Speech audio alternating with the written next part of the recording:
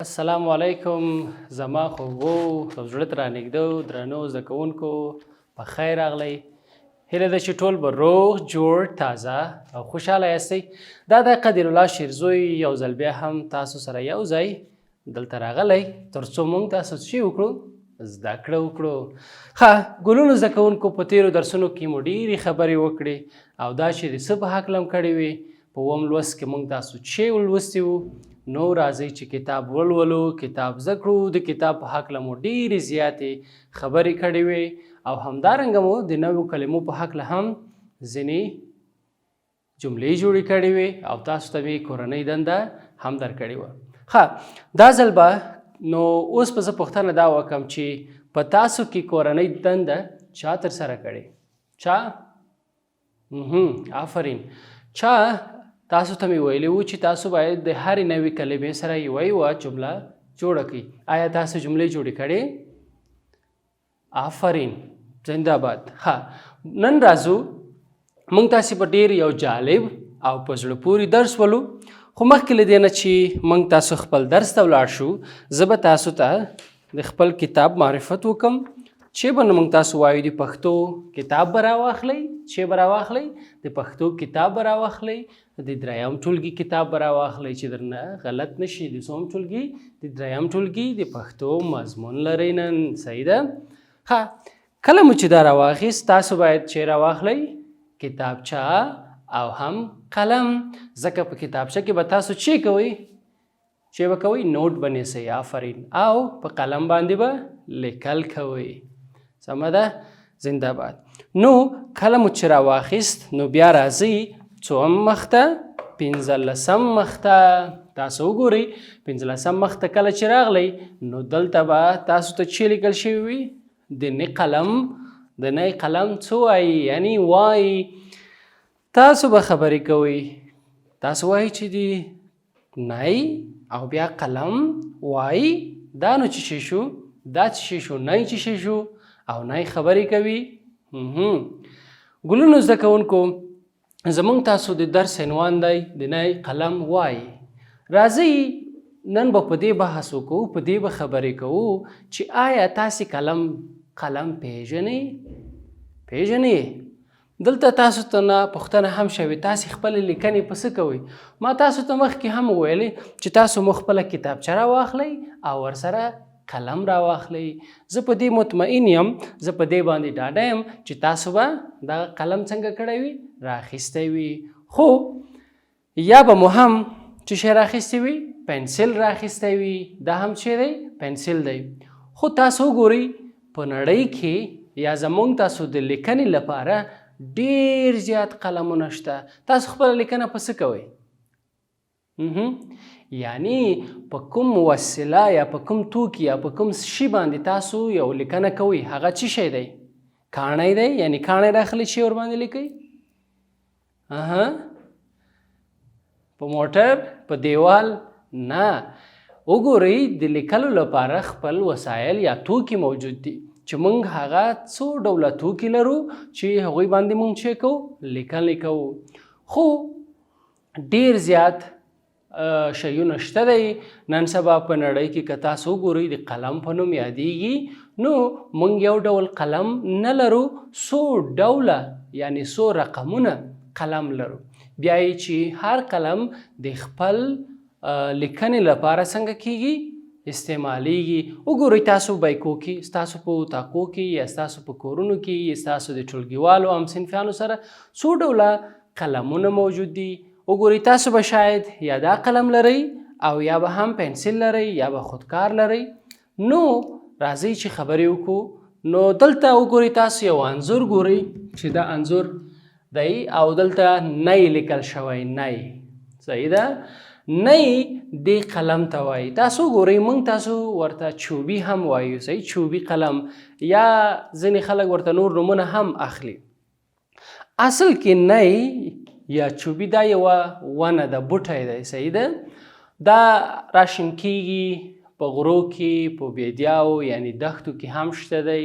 دا چې کله رالوی شو د ونې په څیر بیا خلک هغه چوبي څنګه کوي؟ کټ کوي پرې کوي او بیا د هغه څخه قلم جوړوي. نو دغسې یو چوبي دې ته وګورئ، دې ته ورته په دې شکل باندې قلم دی. نو بیا یې خلک دغه سرونه څنګه کوي؟ کټ کوي. کله چې سرونه کټ کړل نو بیا د هغه نه چې جوړیږي؟ چوبي قلم یا نی.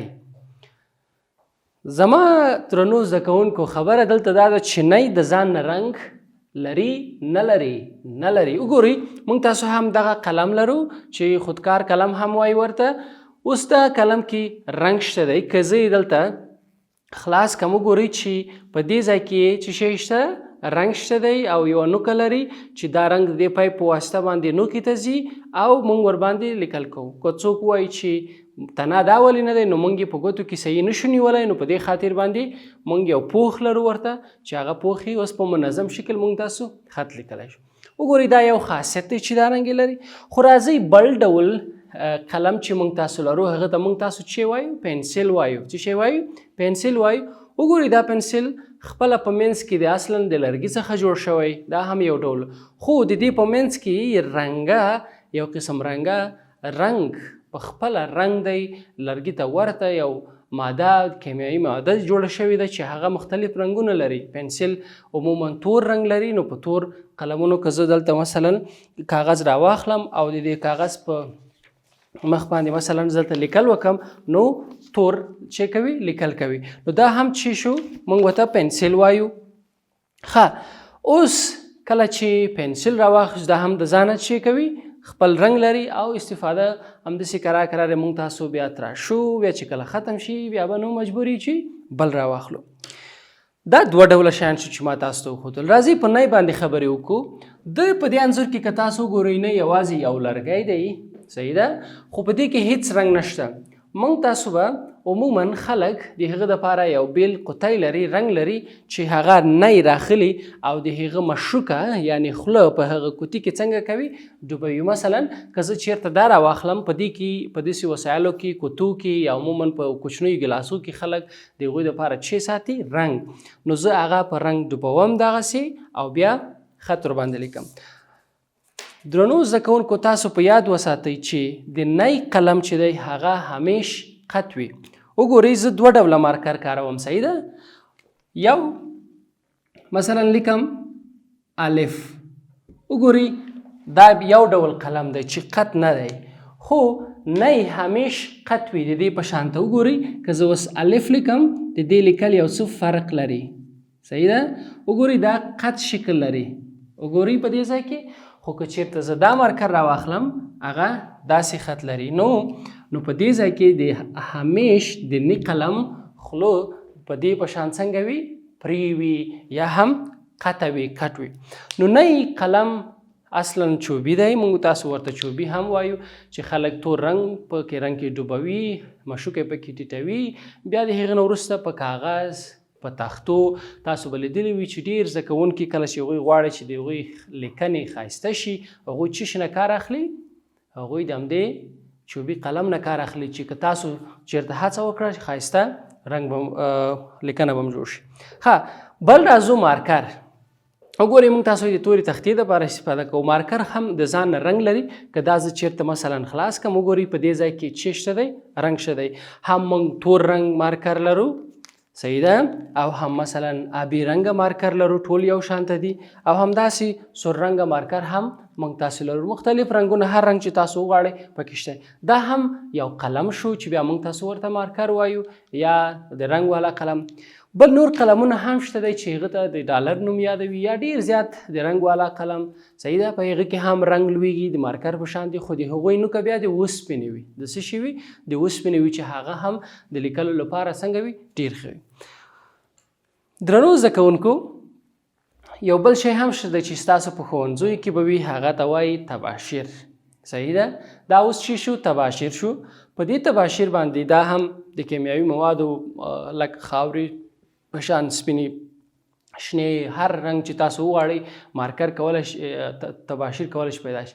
خو که دا تباشیر زه په دې سپینه تخته باندې لیکم نو دلته لیکل نه کوي. نو عموما موږ د دې دپاره چې لرو په ښوونځیو کې تورې تختې لرو. نو په تورو تختو باندې به بیا موږ دغه مارکر تباشیر څنګه کیږي؟ استفاده کیږي چې دا هم چې کوي؟ لیکل کوي. نو وګورئ څو ډوله شیان شو چې موږ تاسو ورباندې چې کولی شو لیکل یې کولی شو. مثلا پنسل شو، مارکر شو، همدارنګه قلم شو او همدارنګه تباشیر شو او بل یې څه شی دی؟ بل یې همدارنګه د نی قلم دی. نو د نی قلم هم ډیر زیات ارزښت لري او په دې به خبرې کوو چې د نی قلم چیرته څه ډول را پیدا شو. ما درته ویل چې دا د ونو بوټونه را پیدا کېږي. پخوا زمانو کې دغه قلمونه چې ما تاسو ته وویل که هغه پنسل دی، که هغه خودکار قلم دی او که همدارنګه تباشیر دی، مارکر دی، هغه نور د رنګونو قلمونه دي، دا ټول پخوا نه ول. پخوا یوازینی دوه شیان ډیر زیات کارېدل چې یو یې نی قلم او بل یې بڼکه وه. تاسو بڼکه خو پیژنئ، دغه د مرغانو د خو ښایسته مرغانو بڼکې وي، دا به هم د نی قلم په حیث باندې څنګه کولې؟ کارولې. چې اوس هغه نشته دی ډیر زیات، نو نی قلم شته، موږ یې کاروو. ماشومان یې البته ډیر زیات کاروي. تاسو هم کوشش وکړئ چې هغه څنګه کوي وکاروئ. نو زه دلته دوه توري لرم او تاسو به راته وایئ چې دا دوه توري چې دي د دې نه به چې جوړوي. دوه توري دي، البته چې یو یې یا ده او بل یې هم نون دی. نو چې دا دواړه موږ تاسو سره یو ځای کو نو چې به ترېنه جوړ شي. صحیح شو؟ نه، موږ تاسو به یې سره یو ځای کو او اخر کې به ترېنه چې جوړ شي؟ د نی قلم به جوړ شي. صحیح ده؟ یعنی زما مطلب په دې کې دا و چې د نی قلم چې دی هغه د څو تورو نه جوړ شوی؟ د دوو نه، چې یوه کلمه ایجاد کړې چې د نی قلم دی. ګلنو زده کوونکو تاسو وګورئ پخوا به لیکنې په څه شي کېدلې؟ په کاڼو به خلکو لیکل کول. صحیح ده؟ په راتلونکي درسونو کې به هم ورباندې خبرې کوو چې لیکل په څه باندې پخوا کېدل، اوس تاسو په څه کوئ. صحیح ده؟ بیا به هم خبرې کوو. خو په دې کې به په دې درس کې موږ تاسو چې زده کړل هغه څه وو؟ موږ تاسو د نی قلم زده کړ، د نی قلم ډولونه مو زده کړل. البته ډولونه نه لري خو نور قلمونه موږ تاسو ولیدل، زده م کړو. نی قلم اصل ونه ده، بوټی دی، د هغه نه لاسته راوځي او خپله د ځانه رنګ نه لري. هر څوک کولی شي چې هغه جوړ کړي په کور کې او له هغه څخه استفاده وکړي او لیکنې یې ورباندې وکړي. ګلنو زده کوونکو دلته یو بله پوښتنه، څو ډوله قلمونه پیژنئ؟ موږ تاسو خبرې ورباندې وکړي. ښه، په راتلونکي درس کې چې زه بیا هم تاسو ته حاضرېږم، تاسې به د نی قلم وایي درس څو ځلې ولولئ او هغه کلمې چې هغه تاسو ته سختې وي د هغه لاندې کرښه کش کړئ چې زه به یې په راتلونکي درس کې تاسو ته معناوې هم وایم. نو اوس هم په لوی او بخښونکي خدای سپارم. الله مو مل.